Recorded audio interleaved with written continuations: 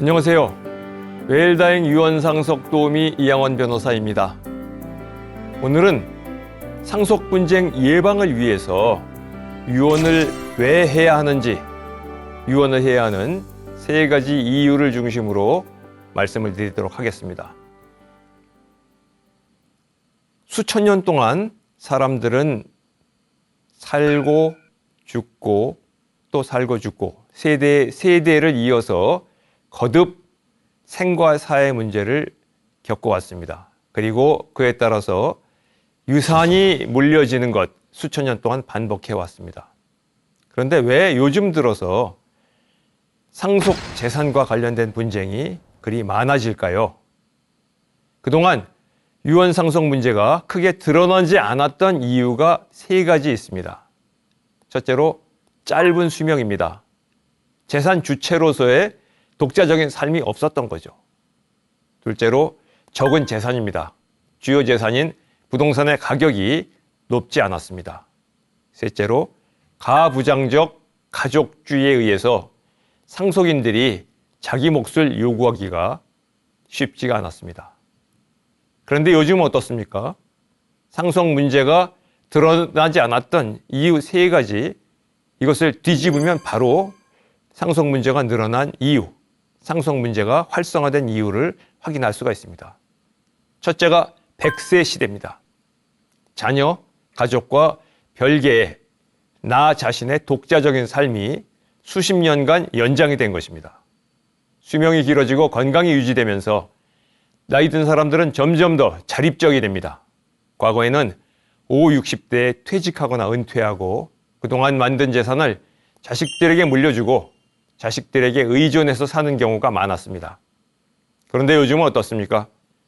50대, 60대면 앞으로 살 날이 적어도 3, 40년은 남아 있어서 건강만 받쳐준다면 제2, 제3의 인생을 꿈꾸기에 충분한 시간이 있습니다. 그리고 제2, 제3의 인생을 살기 위해서는 마지막 순간까지 자기 재산을 자기가 관리해야 하는 것입니다.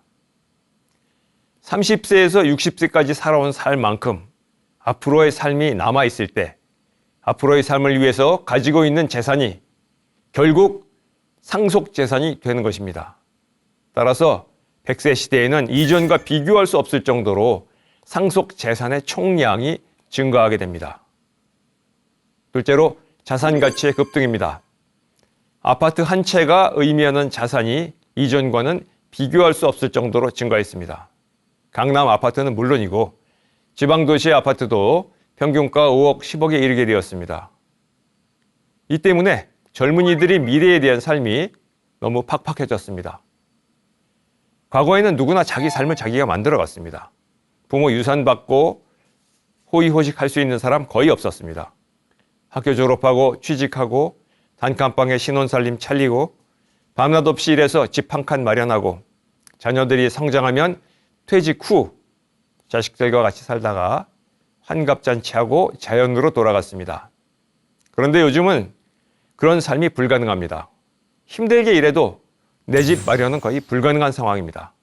안정된 직장도 구하기 어렵고 아이들 잘 기를 자신도 없습니다. 너무 힘들다 보니 자연스레 부모에게 의존하는 경우도 적지 않은데 요즘 부모들은 자식 눈치 보며 살기 싫고 자기 인생을 살아야 한다면서 좀처럼 재산을 미리 물려주려 하지 않습니다.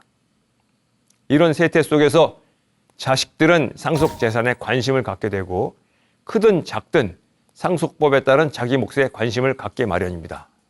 더군다나 형제의 수가 작고 상속 재산이 상당한 가액이 되면 자기 몫을 외면하기가 쉽지가 않습니다. 상속 분쟁이 활성화된, 상속 문제가 활성화되는 3번째 이유, 가족관계의 복잡 다양화가 진행되기 때문입니다. 따라서 상속에 대한 계획이 필요한 상황이 되는 것입니다. 가족 구성과 가족관념이 크게 바뀌고 있습니다. 황혼, 재혼, 사실혼이 많아지면서 가족 구성과 상속관계가 복잡해지고 다양한 이해관계가 복잡하게 교차합니다. 법적으로 인정받지 못하지만 사실혼관계 유지하는 동성 커플도 적지 않습니다. 또한 평생 결혼을 하지 않고 인생의 여유를 즐기는 독신 남녀, 결혼을 해도 자녀를 낳지 않는 부부도 점점 늘고 있습니다. 이처럼 가족의 개념이 바뀌고 가족관계가 복잡 다양해지면서 상속을 상속법 규정에만 맡겨버리면 불합리한 결과가 발생해서 수많은 상속 분쟁을 피할 수 없게 됩니다. 이처럼 상속 재산의 총량이 증가하고 각 상속별 상속 재산의 가액이 급등하고 또 상속인들의 이해관계가 복잡 다양해지면서 상속 재산을 둘러싼 상속인 간의 문제가 활성화되고 있는 것이 지금의 현실입니다. 이 때문에 유언을 해야 될 필요성이 더더욱 높아집니다. 유언을 해야 한 세 가지 이유 간략하게 정리해 보았습니다. 첫 번째, 상속 분쟁 예방 백신으로서의 유언이 있습니다. 유언장을 쓰지 않을 핑계는 수도 없이 많습니다. 아직 젊은데 재산도 많지 않은데 무슨 유언장이냐? 집안이 화목한데 유언하면 오히려 분란이 일어난다. 유언장은 쓰기도 어렵고 비용도 많이 들 텐데 나중에 하지 등등등 차일피일 미루다가 덜컥 그날을 맞게 되면 어떤 일이 일어날까요? 이 도표에서 확인됩니다만 지난 10년간 상속재판은 63%나 증가를 해서 이혼 재판 건수를 넘어섰습니다. 앞으로도 폭증할 것으로 전망이 됩니다. 유언장을 써야 하는 첫 번째 이유, 상속재산을 둘러싼 혈육 사이의 재산 싸움을 막기 위해서입니다. 유언장을 쓰면 부모, 자식, 형제, 자매 사이에 두고두고 감정적 앙금을 남기는 재산 싸움을 막을 수가 있습니다. 유언은 상속 분쟁을 예방하는 백신입니다. 자, 사례를 한번 보면서 유언이 어떻게 작용할 수 있는지를 살펴보겠습니다. 똑같이 나눠줄 때도 유언을 해야 한다 라는 점을 사례로 살펴보겠습니다. 홍길동 씨의 사례입니다. 퇴직 공무원인 80세 홍길동 씨는 오래전에 상처하고 강남구 대치동에 35평 아파트에서 30년째 살고 있습니다. 자녀는 이남 일녀, 장남은 부천에 살고 있고 차남은 미국으로 이민 갔고 딸은 제주도로 시집가서 잘 살고 있습니다. 홍길동 씨는 20년 전 장남이 결혼할 때 부천에 아파트를 사주었고 차남의 미국 유학 비용을 대주었는데 딸에게는 특별히 해준 것이 없었습니다. 홍길동 씨는 평소 자녀들에게 내가 죽으면 이 아파트를 팔아서 셋이 상속분대로 똑같이 나눠 가져라 라는 말을 해왔고 돌아가실 때도 같은 말을 했지만 자필 유언장을 써놓지는 않았습니다. 그런데 딸이 오빠들을 상대로 상속 재산 분할 재판을 걸어서 홍 씨 집안은 상속 분쟁의 소용돌이 속으로 빨려 들어갔습니다. 상속 재산을 아이들에게 상속분대로 똑같이 나눠줬는데도 상속 재판이 벌어졌습니다. 어떻게 된 일일까요? 결론부터 말씀드리면 유언장을 쓰지 않았기 때문에 상속 재판이 벌어진 겁니다. 상속 분대로 나눠줄 때도 반드시 유언장을 써야 상속 분쟁을 막을 수가 있습니다. 상속 분대로 똑같이 나누어졌는데 왜 재판을 걸고 싸우지라고 의아해 하실 텐데요. 분쟁의 씨앗은 상속인의 특별 수익에 있습니다. 먼저 유언이 없을 때 법에 따라 상속이 이루어지는 과정, 즉 법정 상속의 과정은 다음과 같습니다. 피상속인, 즉 상속재산을 남기고 돌아가시는 분이 유언 없이 사망하면 상속재산은 법정 상속인에게 상속이 됩니다. 법정 상속인의 순위 1, 2, 3, 4순위 이게 법에 정해져 있습니다. 법정 상속인과 상속순위는 민법에 정해져 있습니다. 같은 순위의 상속인이 여러 명일 때 예컨대 1순위인 직계 비속 중 자녀가 없고 손자만 있을 때 손자가 상속인이 되지만 자녀도 있고 손자가 있으면 최근친인 자녀만 상속인이 됩니다. 또 같은 순위의 상속인이 여러 명일 때 공동 상속인이 됩니다. 법정 상속인은 법정 상속분에 따라서 상속을 받게 됩니다. 상속 순위가 같은 사람이 여러 명일 때 n분의 1, 배우자는 2분의 1 가산, 이런 법정 상속분이 정해져 있죠. 홍길동 씨 사례는 1순위 상속인은 이남 일녀입니다. 그래서 홍길동 씨의 상속재산은 자녀 3명에게 법정 상속분에 따라 각 3분의 1씩 나눠주면 끝나는 것이죠. 이렇게 간단한데 싸울 일이 뭐가 있을까요? 남들은 그렇게 생각할 수 있겠지만 딸 홍미란 씨는 셈법이 좀 달랐습니다. 오빠들에게는 집을 사주고 유학 비용을 대주었는데 자신은 아무것도 받은 게 없다. 딸이라고 차별받았다라는 섭섭한 생각이 있었습니다. 변호사와 상의한 후 특별수익이라는 것을 알게 되었습니다. 상속인의 특별수익은 피상속인으로부터 생전증에 유증받은 상속재산의 일부를 의미합니다. 홍길동 씨 사례를 보면 20년 전 장남에게 부천집을 사준 것, 차남에게 미국 유학 비용을 대준 것 모두 특별수익에 해당합니다. 그런데 특별수익 금액에 대한 평가는 피상속인 사망 당시를 기준으로 합니다. 즉 20년 전에 사준 부천집의 현재 가격, 20년 전에 준 유학 비용의 물가 상승률을 반영한 현재 금액을 따져서 상당히 큰 금액이 되는 것이죠. 홍길동 씨 사례에서 홍길동 씨 사망 당시, 즉 상속 개시 당시에 대치동 아파트 가격을 30억 원, 큰아들에게 사준 부천집 가격을 9억 원, 유학자금 가격을 6억 원이라고 가정을 하면 홍길동 씨의 분할 대상 상속재산은 45억 원으로 간주됩니다. 상속재산 분할을 할 때 분할 대상 재산으로 간주하는 상속재산을 간주상속재산이라고 하는데요.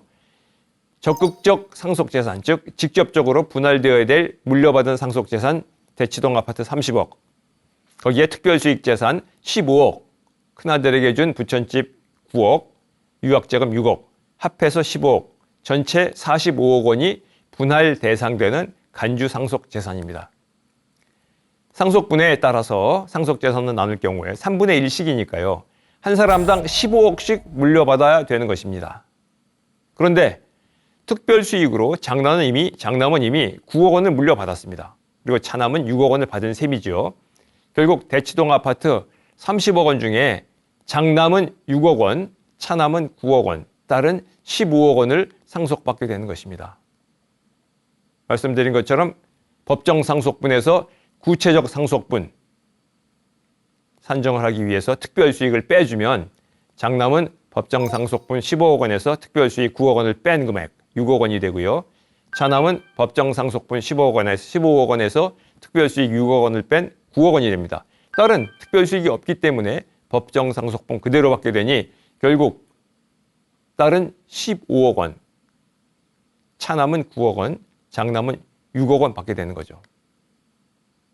자, 똑같이 3분의 1 하면 30억짜리 아파트니까 한 사람당 10억이라고 생각을 했겠지만 그러나 딸의 생각은 달랐습니다. 특별수익 감안하면 딸에게 15억이 가게 되고 장남은 1억만 받게 되는 것이죠. 만약 여러분이 홍길동 씨 딸의 입장이라면 어떻게 하시겠습니까? 똑같이 10억씩 나눠 가지시겠습니까? 아니면 재판을 해서라도 나의 법적인 권리를 찾으시겠습니까? 일반적인 경우에 5억이라는 큰 돈을 쉽게 포기하기 어렵습니다. 이전의 감정까지 겹쳐지면서 법대로 하자고 서로 다투면서 감정 대립이 격화되면서 상속 재판으로 갈 가능성이 대단히 높아집니다. 요즘은 공정과 상식에 대한 요구와 관심이 높아졌는데요. 상속인이 법에 따른 자기 권리를 주장하는 건 역시 공정과 상식의 관점에서 누구도 비난할 수 없는 세상을 살고 있습니다. 따라서 상속분대로 나눠줄 때도 유언을 해야 자식들의 상속 분쟁과 재판 싸움을 방지할 수 있습니다. 만약에 홍길동 씨가 한 줄짜리 유언을 했다면 어떻게 되었을까요? 나 홍길동은 서울 강남구 아파트를 장남, 차남, 딸에게 상속분대로 3분의 1씩 물려준다. 유언집행자로 큰아들 지정한다. 몇 년 몇 월 며칠, 주소, 성명, 도장. 이와 같은 자필증서 유언장을 만든 경우에 홍길동 씨가 사망하면 유언장 내용에 따라 상속재산인 대치동 아파트 30억 원 자녀들에게 3분의 1씩, 즉 10억씩 상속이 됩니다. 불만을 가진 딸이 변호사에게 문의했지만 유류분 부족분이 없어서 소송에도 이익이 없다는 말을 듣고 아버지의 말씀에 따르기로, 그래서 사이좋게 재산 상속을 나누게 될 것입니다. 여기서 문제될 수 있는 부분은 딸의 유류분권이죠. 유류분은 민법상 보장되는 상속재산에 대한 상속인의 최소한의 권리입니다. 앞서 살펴본 것처럼 홍길동 씨의 간주 상속재산, 즉 사전증여분 합계액은 45억 원이고 자녀들의 법정 상속분은 각 15억 원입니다.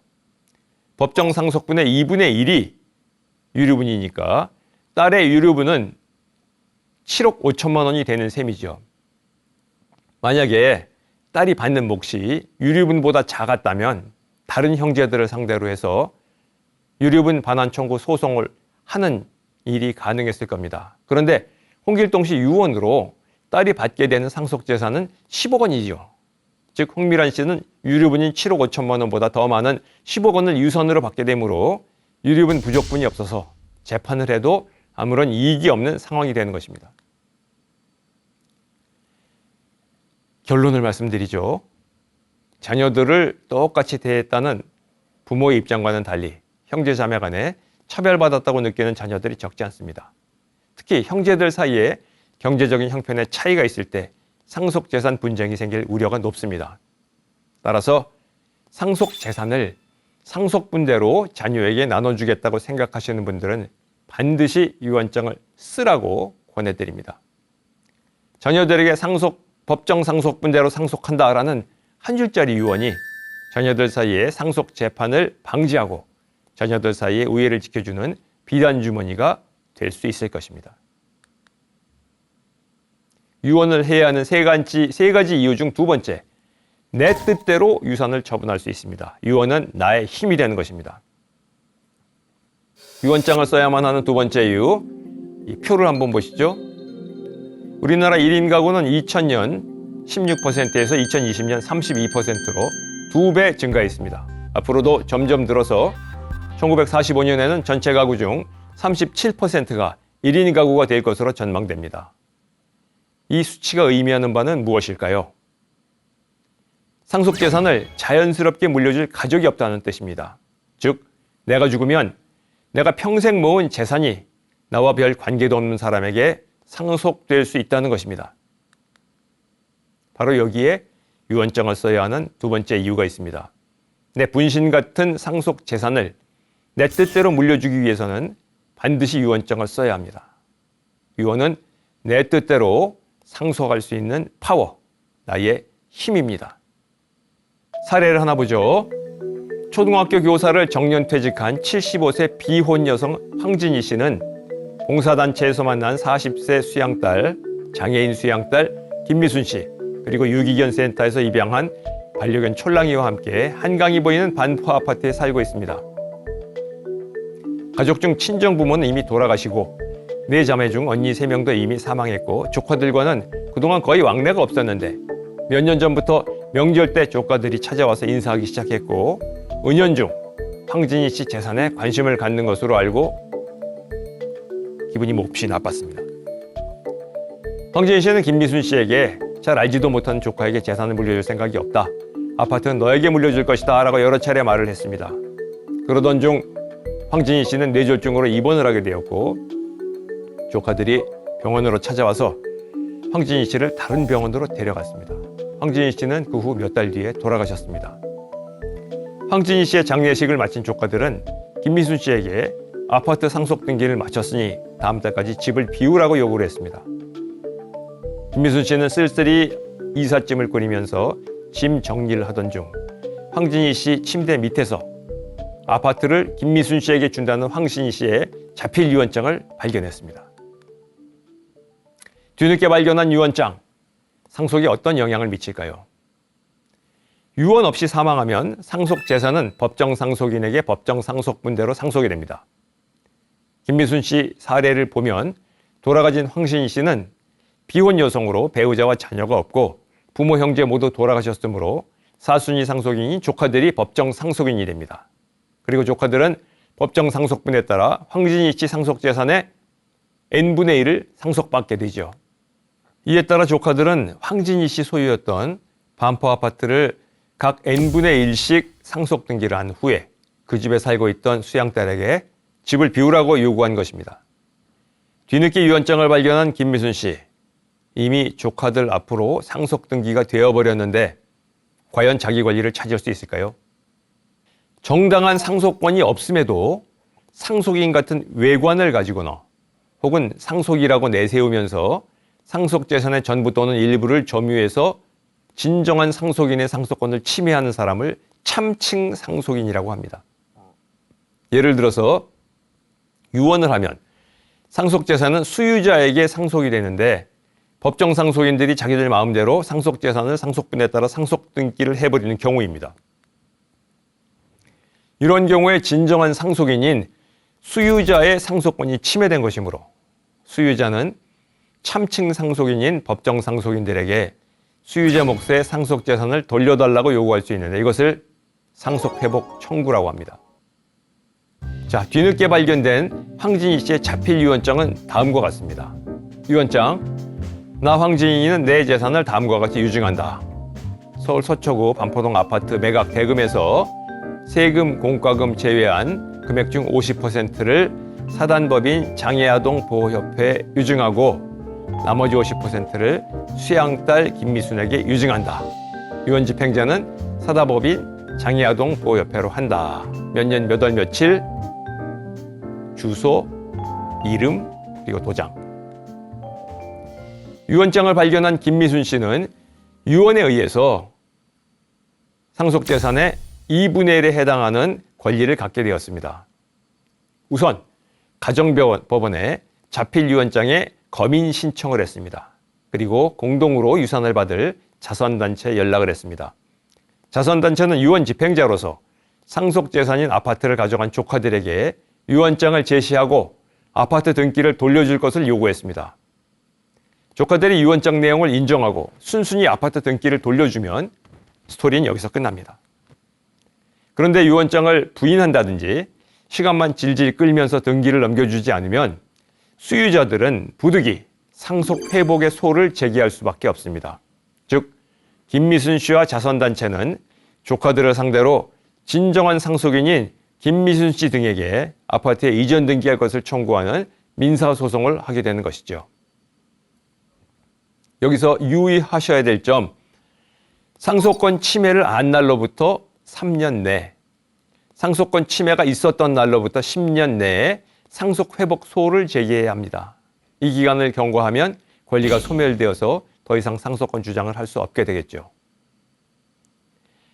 유언장이 늦게 발견되거나 혹은 유언장을 가지고 있더라도 여러 가지 사정으로 유언 집행을 뒤로 미룰 경우에 유언 내용과는 다른 상속재산이 유언 내용과 달리 재산 상속이 이루어질 수 있습니다. 이처럼 진정한 권리자, 상속인의 권리가 침해되었을 때 상속회복의 소를 통해서 권리를 되찾으실 수 있습니다. 다만 상속회복 청구는 일정 기간 이내에 해야 한다는 점을 유의하시고 가급적 빠른 권리 실현을 통해서 법적 불안전 상태를 해소하시기를 권합니다. 유언을 해야 하는 세 가지 이유 중 세 번째, 웰다잉 설계도로서의 유언입니다. 100세 시대에 자신의 삶을 완성하는 설계도로서 유언을 생각해 볼 수 있습니다. 1970년대 한국 남자의 평균 수명은 58세였습니다. 자식을 기르고 나면 후다닥 저 세상으로 끌려가게 되니 자신의 삶을 돌이켜볼 여유가 없었습니다. 그러나 지금은 100세 시대입니다. 은퇴 후에도 30년, 40년의 시간적 여유를 갖게 됩니다. 때문에 대부분의 사람들이 이제까지의 삶을 돌이켜보고 앞으로의 삶을 계획할 여유를 갖게 되었습니다. 자신과 가족, 세상에 대한 이별 인사를 하고 소중한 것을 소중한 사람에게 물려주면서 인생을 멋지게 마무리하는 것, 바로 그것을 유언장에 담아낼 수 있습니다. 유언장을 써야 하는 세 번째 이유, 바로 유언장이 웰다잉 설계도이기 때문입니다. 상속 재산은 크고 비싸고 귀한 것만이 아닙니다. 작지만 소중한 나의 재산을 내가 원하는 사람에게 물려주는 것, 그 또한 삶을 멋지게 마무리하는 중요한 내용이 될 것입니다.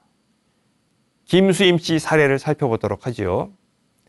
부천 춘이동의 영구 임대 아파트에서 살고 있는 85세 김수임 할머니가 계십니다. 평생 홀로 살아서 가족이 아무도 없습니다. 관절염으로 몸이 불편해서 외출하기가 어려운데 마음씨 착한 야쿠르트 아주머니 홍은주 씨가 매주 찾아와 돌봐주어서 무척 고맙게 생각합니다. 김수임 할머니가 가진 것이라고는 영구 임대 아파트 보증금과 어렸을 때 어머니가 물려준 금반지 뿐입니다. 김수임 할머니는 자신이 죽으면 자신에게 소중한 금반지와 보증금을 홍은주 씨에게 물려주고 고마운 마음을 전하고 싶은데 방법을 알지 못해서 고민 중입니다. 김수임 할머니는 힘겨웠던 자신의 인생을 잘 마무리하고 싶어 하십니다. 자신에게 소중한 것을 자신의 사후에 자신이 아끼는 사람에게 물려줄 수 있다면 행복하시겠죠. 만약에 김수임 할머니가 이대로 사망을 하면 어떤 일이 벌어질까요?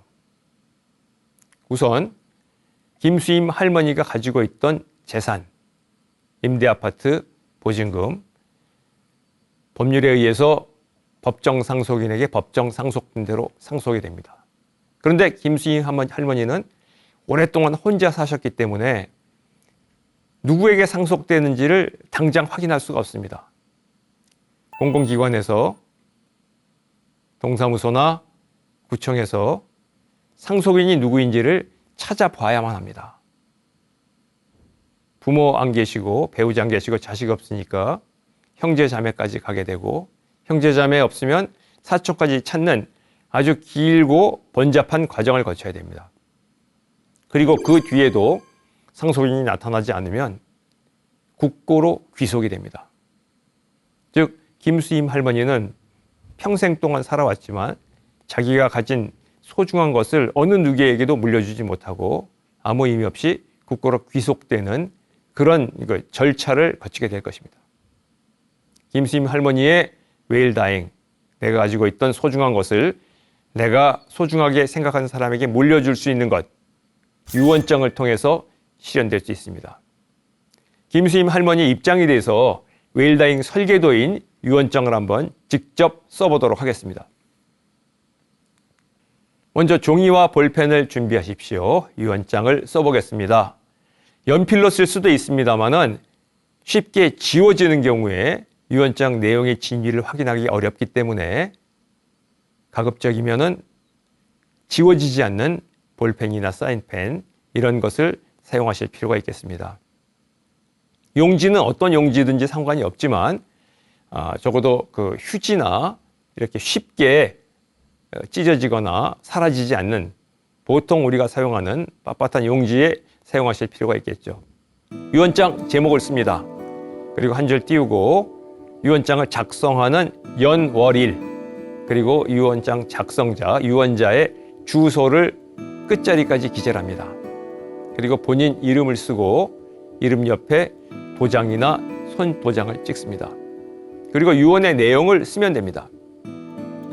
나를 잘 돌보아준 홍은주에게 감사하며 영구 임대아파트에 보증금과 금반지를 준다. 유언 집행자는 홍은주로 한다. 내 장례는 화장한 후 수목장으로 부탁한다.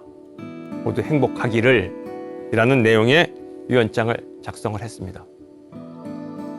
간단하지만 완전한 효력을 갖는 유언장이 완성되었습니다. 유언장을 쓴 김수임 할머니는 유언장을 홍은주 씨에게 전해주고 편안한 마음으로 열생을 누리고 계십니다. 여기에서 한 단계 더 깊이 들어가 보죠. 유언장을 받은 홍은주 씨, 유언장 내용을 집행하기 위해서 어떤 절차를 거쳐야 할까요? 유언장을 집행하기 위해서, 자필 유언장을 집행하기 위해서는 법원의 검인 절차를 밟아야 합니다. 즉, 홍은주 씨는 자필 유언장을 법원에 제출하고 그 유언장이 진정하게 작성된 것을 확인하는 절차를 거쳐야 합니다. 그런데 보통 사람이 크지 않은 재산을 물려받기 위해서 법원의 간단한 재판이긴 하지만 검인 절차를 신청한 것은 수월하지 않습니다. 오히려 홍은지 씨는 그런 유언장 받은 것을 부담스러워할 수 있습니다. 그렇다면 검인 절차 없이 직접적으로 유언의 효력을 집행할 수 있는 상황이 되기 위해서는 어떤 절차를 거쳐야 할 것인가?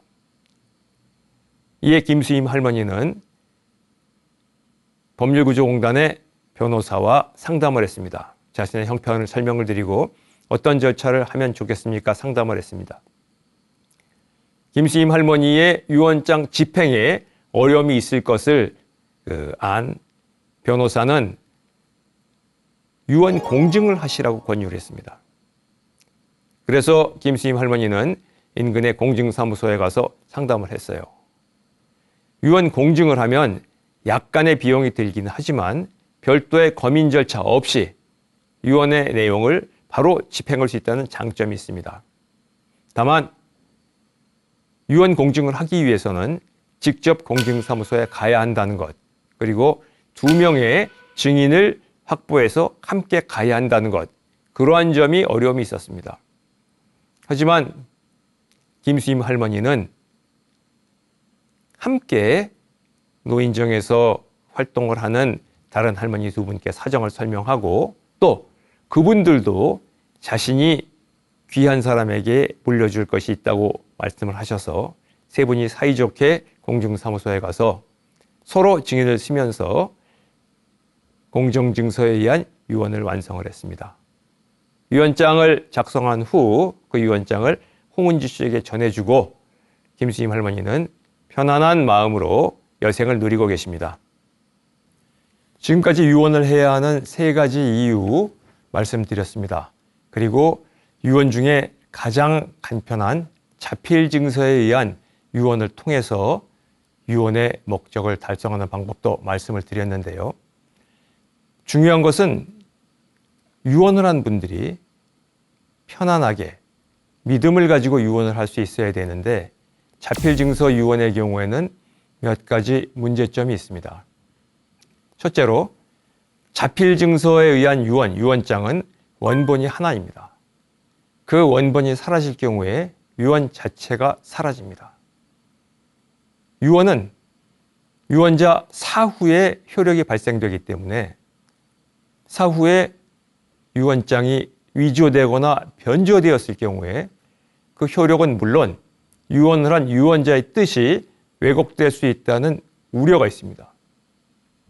즉, 자필증서 유언의 경우에 여러 가지로 편리하지만 가장 중요한 것이 어떻게 안전하게 보관하고 집행하느냐의 문제는 여전히 남아 있습니다.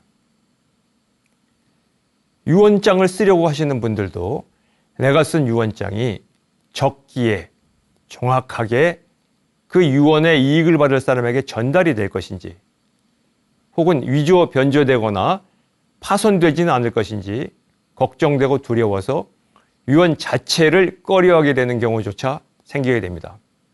즉, 자필증서 유언장의 보관 문제가 시급한 문제로 대두가 되고 있습니다.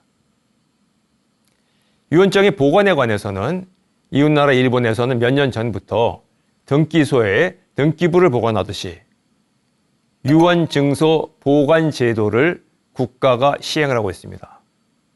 일정 금액을 내고 유언자 본인이 자필증서 유언장을 유언장 보관기관에 보관을 시키면 안전하게 보관을 하고 유언자가 사망한 경우에 유언의 이익을 받을 사람에게 그 내용을 통지를 해주고 그리고 유언장 보관 장소에 보관한 유언장에 대해서는 검인 절차를 생략을 해서 집행에 편의를 주는 대국민 유언 서비스를 실시하고 있습니다. 우리나라의 경우에도 그러한 공적 유언장 보관 제도가 꼭 필요하다고 말씀을 드릴 수 있겠습니다만은 아직까지는 거기까지 나가고 있지 않습니다. 현재 우리나라에서 유언장 보관하는 제도는 사적으로 운영하는 방법 이외에는 존재하지가 않습니다. 가장 유효한 것, 지금 가장 많이 쓰이는 유언장 보관 제도는 유언자가 그 유언의 이익을 받을 사람, 수유자에게 유언장을 맡기는 것입니다. 상대적으로 자신이 이익을 받을 뿐이기 때문에 그 유언장을 잘 보관하고 필요할 때 집행할 거라는 기대가 있기 때문이죠. 하지만 유언을 받을 사람이 미성년자이거나 장애이거나 그 밖에 여러 가지 사유에 의해서 유언장을 직접 보관하기 힘든 경우가 있을 수 있습니다. 그러한 경우에는 유언장에 유언 집행자를 특정을 하고 유언 집행자에게 그 유언장을 맡김으로써 유언장을 보관하는 방식이 있을 수 있습니다. 하지만 유언 집행자가 만약에 일찍 사망을 하거나 여러 가지 사유로 기능을 하기 어려울 때 그때는 유언 집행자에게 보관한 유언장조차 그 효력을 제대로 발휘할 수 없게 되겠죠. 법률사무소에서 보관하거나 은행 금고에 보관하는 것 많이 실시되지도 않을 뿐더러 극히 예외적인 경우에만 해당이 될 수 있습니다.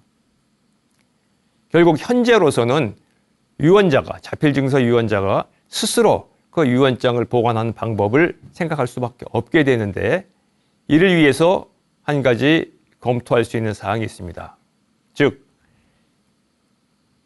유언 중 그 내용의 일부를 즉 유산의 일부를 공공기관에 기부를 하면서 아울러서 그 유언장의 보관과 집행을 의뢰한 것입니다.